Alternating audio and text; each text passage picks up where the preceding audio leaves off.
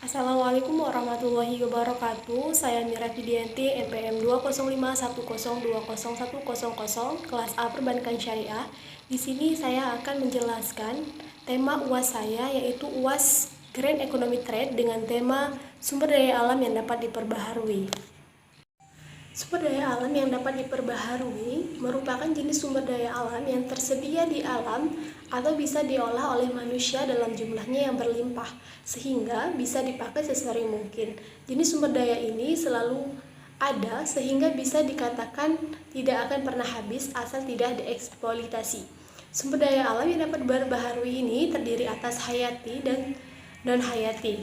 Sumber daya alam hayati yaitu berupa hewan serta tumbuhan, dan sumber daya alam non-hayati yaitu berupa air, udara, dan sinar matahari.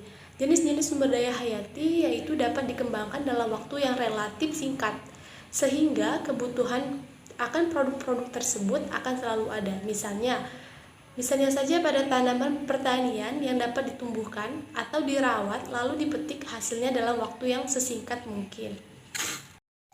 Di sini ada beberapa masalah yang sering muncul pada tema yang saya ambil kali ini, yaitu peran perbankan nasional dalam pembiayaan sektor pertanian di Indonesia.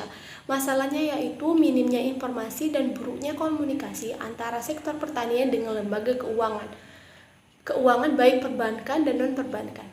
Para pelaku bisnis sektor pertanian umumnya kurang aktif untuk menyampaikan peluang bisnis dan perspektif usaha pertanian kepada pelaku-pelaku usaha dalam sektor lainnya, terutama pada lembaga dan pembiayaan keuangan maupun non-keuangan.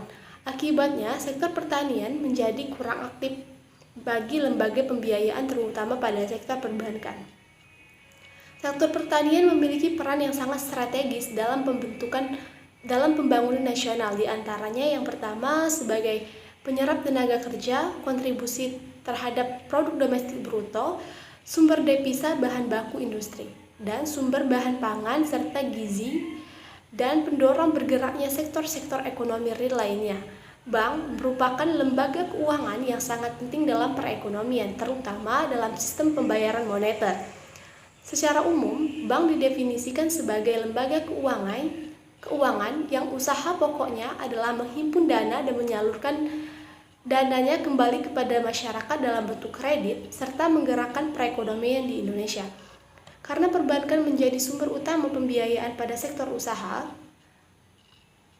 bank yang cukup lama menggeluti sektor pertanian yaitu Bank Rakyat Indonesia atau bisa disingkat dengan Bank BRI, yang memiliki jaringan hingga pelosok kecamatan, yaitu Bank Unit Desa. Pengetahuan pengelolaan terhadap sektor pertanian cukup baik. Faktor inilah yang menjadi penyebab Bank Rakyat Indonesia atau Bank BRI masih menjadi leader dalam penyaluran kredit dalam sektor pertanian di perdesaan. Berikut data yang saya dapatkan dari Badan Pusat Statistik, yaitu data mengenai hasil produktivitas padi. Yaitu bisa kita lihat sendiri pada luas panen padi pada tahun 2021 diperkirakan sebesar 10,50 juta hektar, mengalami penurunan sebanyak 141,95 ribu hektar atau sekitar 1,33% dibandingkan luas panen padi di tahun 2020 yang sebesar 10,66 juta hektar. Produksi padi pada tahun 2021 diperkirakan sebesar 55,27 juta ton, mengalami kenaikan sebesar 620,42 ribu ton atau sekitar 1,14% dibandingkan produksi padi pada tahun 2020 yang sebesar 54,65 ton.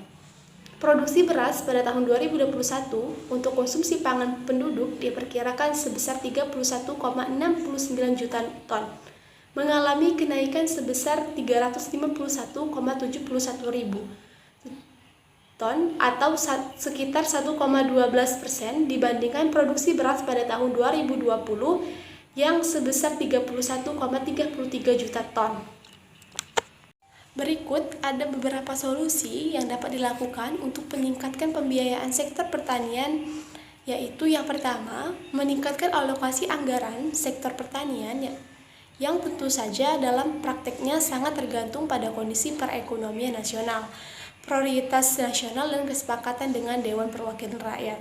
Yang kedua yaitu meningkatkan produktivitas dan efektivitas pemanfaatan dana atau APBN baik dalam desain, program atau kegiatan, infrastruktur, riset, bantuan modal, maupun subsidi input. Yang ketiga yaitu ada mencari skim pembiayaan atau kredit yang sesuai dengan karakteristik sektor pertanian, misalnya pada dana bergulir, kredit mikro, serta partnership. Yang keempat yaitu menarik investor swasta untuk berinvestasi di sektor pertanian seperti program food estate, deregulasi, maupun investasi dan insentif. Mungkin hanya itu saja materi yang dapat saya sampaikan, lebih dan kurangnya saya mohon maaf. Saya akhiri, wabillahi taufiq wal hidayah. Wassalamualaikum warahmatullahi wabarakatuh.